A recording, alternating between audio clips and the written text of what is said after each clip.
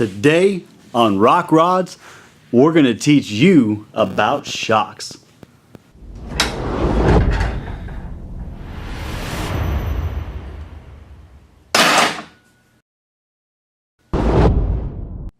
Alright, so let's talk about shocks. Now, we're going to talk about shocks that work with a 4-link system because we've been talking about how to build a 4-link system, the geometry of a 4-link system, anti-squat, materials to use, rod ends, all that stuff in a couple of our other videos. So make sure you check out some of those other videos and definitely take a look at those because this is all going to tie in together, and the last thing that we're going to be talking about is suspension tuning. So we're going to teach you how to build it all the way through how to tune it and make your suspension work beautifully for what you're doing. So this video we're going to talk about shocks and shock selection. The very first thing I want to tell you about is the 3 main categories that I lump most shocks into, which is your air shock, your coilover shock, and your bypass shock, okay? So your air shock, I don't have one here, but picture a large cylinder. It's really lightweight. It works for lightweight vehicles. And that cylinder is charged with nitrogen on top of the piston, and that's what causes your spring rate. As the shock tries to move back and forth, it fights the pressures of the nitrogens inside the chambers, and that's what causes the shock to have compression and rebound characteristics. Now, it's very inexpensive. It's the cheapest way to get your vehicle 4-linked and up and running and moving and all that stuff. And it's very, very compact because everything is in one big cylinder, right? So it's a great option if you're trying to have a lightweight vehicle, if you're doing rock crawling and things like that. It's a fantastic option. Now, if you're doing something that's a little bit heavier, like you've got a heavier rig or you're starting to race or something like that, you're going to need to step up into a coilover. And a coilover is lumped into 2 main categories, your emulsion and your reservoir. But they have one major characteristic that works with both of them. They are threaded on the outside of the body, and these are called coilovers because a coil spring goes over the actual shock. So for instance, coil spring goes over the shock, so it's called a coilover. The shock and everything is all contained into one unit, and you can actually adjust your ride height and everything else with these little spanner nuts. Now, an emulsion shock, emulsion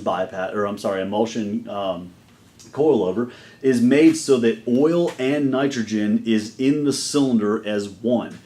And that way, when the shock moves in, the area of this rod has to be displaced. It is displaced inside by compressing the nitrogen. If this was all oil, whenever that shock shaft tried to go inside the body, it would be trying to compress the oil, which you cannot compress, and it would just lock down and hydrolock. So, in this particular scenario, you have oil and you have nitrogen mixed into a slurry, and it's emulsified. So take your hand and move it through air. It's pretty easy, right? Take your hand and move it through oil or water, and guess what? It's a lot harder, right? So this particular shock is moving through a fluid that is basically comprised of something that's in between nitrogen and oil, so the density of what it's moving through is not as thick as it would be if it was moving straight through oil. Therefore, this is a less efficient shock, and it's going to give you less dampening than something like a reservoir shock, which we're going to talk about here in a second. The good thing about these is they're a step up from your air shock. They're less expensive than the other couple options, and they're very compact because you don't have any reservoir or anything to mount or any piggyback or anything like that. So they're definitely a step up. Now, the next thing that we want to talk about is a reservoir shock, and this particular one is a remote reservoir. This is going to be more efficient than a regular emulsion shock, and the reason is because the shock valving is moving through all oil. The oil is filled through this chamber, all the way through this hose, all the way into this chamber, which is your reservoir. Now, in this chamber, you have a disc, and that disc has an O-ring, and it separates nitrogen from oil. So whenever your shock is moving back and forth, it's moving through all oil, and then it's actually compressing the nitrogen up here. Because of that, you're moving through a denser liquid, and it's causing you to have more dampening out of the shock. The other key factor about this over the other units is that you get more oil. The way a shock works is it takes energy and changes it from motion energy of your suspension moving up and down to heat energy, which is dissipated through the oil and the shock body itself. That's how a shock works. As it's moving back and forth, it's creating heat. The heat is given off. As the heat gives off, that creates the suspension dampening. So the more oil, the better, and this is going to give you more oil. So therefore, it fades less. It's going to have more oil, and it's going to definitely be an upgrade from an emulsion shock. Both of these are what's called velocity sensing, which means that the valving that's inside the shock is going to resist the movement of the shock by how hard you push. So for instance, the valving that you put in there is going to resist a large hit very abruptly and a soft hit very lightly. And so that's a great thing because it works really well for our suspension systems. But you have to tune for 90%, and we're going to talk about that in our tuning video.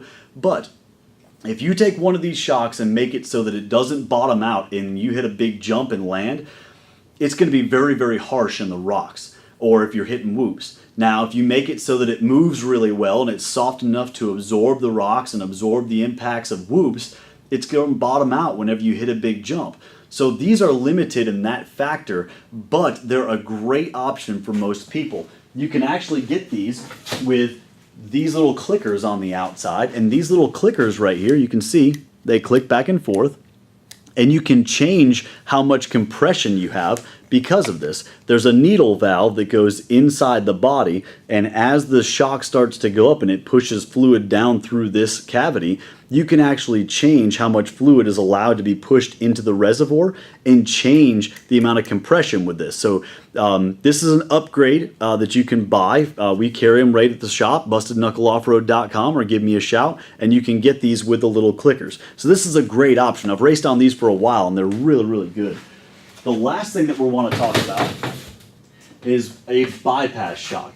Now, something you need to know about a bypass shock is this is only a shock. You still need something to hold the vehicle's weight. So when you buy a bypass shock, you still either need a reservoir or an emulsion coilover, because you have to have something to hold the vehicle up, and that's where the coil springs ride, is on one of these two. So let's talk about why this bad boy right here is the top dog. Now, this is obviously the most expensive, and you can get these things really, really wild. I've seen up to 7 bypass tubes on these things. The bypass tubes are these outside little tubes that go on the outside of the shock body. They are the easiest to tune by far because a lot of your tuning can be done right here. So if you run the vehicle and it's off a little bit, you can reach up, crack this nut, tighten this down, put it back together, make another run, and it'll change the suspension characteristics without having to take this off of the vehicle. Now, if you get to the point where you've bottomed out some of these bypass tubes and you can't get any more out of it, you do have to take it apart and revalve it, but you get a lot of adjustment on the outside. These are what's called position sensing, which is a lot different from a velocity sensing shock. A velocity sensing shock only works with how hard you push it and the density of the medium that you're going through, whether it's an emulsion and you're going through oil and nitrogen, or if you're going straight through oil. This is a lot better because as the piston goes up and down, you can bypass fluid around the piston in different zones. So what we do with a bypass shock is we set up different zones. I'm going to walk you through the process of a shock going from all the way extended to all the way bottomed out, and you'll see how these zones work. Right now the piston's all the way down. It's pushed all the way out. As you take an impact and the piston starts to travel up, the fluid, when it gets to right here, is going to start coming down and be bypassed through this tube right here. This tube has a needle seat with a spring on it, and as you increase the pressure, it resists how much fluid can be bypassed, and you have your first zone. As it starts to go up and it gets to this one, you have your second zone because you're, again, bypassing fluid around the piston. When you get to the very, very top, all of a sudden, there's no more bypass tube, and the valving that you have inside here goes 100% to stiffen the shock up right before you get to the very last section. Now, that's great because as you're moving through the whoops and things, you can make this shock really soft and make it tighten up as it goes towards the top. So position sensing bypass shock is superior because you can do all that within the shock body itself versus having to do it inside the valving, and even then, it's still velocity sensing. The last thing, you've got this tube that's upside down right there, that's your rebound. You can control how fast this shock returns back to the ground just by taking this knob and turning it a couple times. Obviously, you get what you pay for, so this is going to be the most expensive option, but it's pretty sexy. I'm not going to lie to you. Just looking at it makes me happy. And it's going to give you the best tunability, and it's the highest upgrade for a 4-link suspension system. So make sure you check out our next video, because I'm going to teach you how to go through the tuning process on all these different style shocks, and we're going to teach you what you need to look for when you're doing suspension tuning. Take this video, share it, make sure that everybody knows that we're going to be doing this stuff, because this is something that a lot of people are really excited about, and I'm excited about being able to give it to you. Go to Busted Knuckle Films and Rock Rods and like all that stuff. Go to Jake Berkey Riot Buggy on my Facebook page and like that, because that's where we're putting all these videos, and I do a bunch of other little videos here and there that are going to help you guys out as well. So stay tuned, check out our videos, and we'll see y'all out on the trail.